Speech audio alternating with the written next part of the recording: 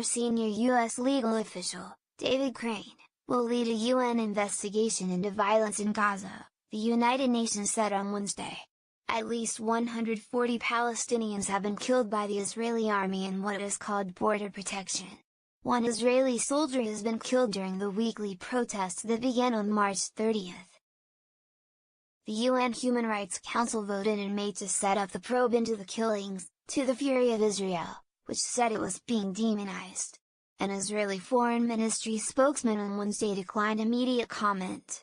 Israel has a long history of not cooperating with UN human rights inquiries or allowing them access to Gaza.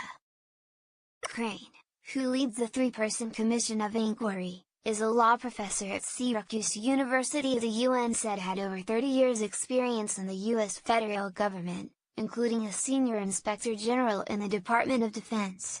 Professor Crane served as chief prosecutor of the Special Court for Sierra Leone from April 2002 until July 15, 2005, during which period he indicted, among others, the then president of Liberia.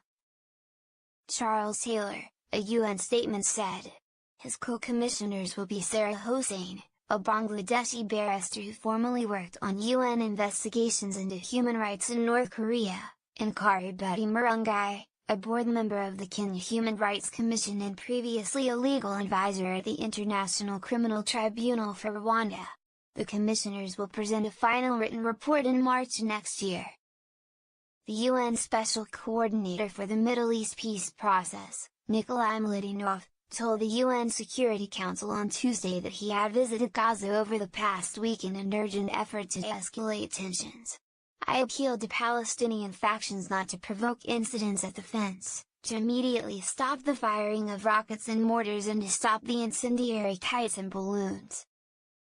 And I appealed to Israel to reopen the crossings, stop shelling, particularly in populated areas, and to exercise restraint towards Gaza, he said. Over the last 2 weeks, however, the situation quickly spiraled out of control, nearly to a point of no return. Intense efforts by the United Nations and Egypt had calmed the situation, Mladenov said, but only in the short term.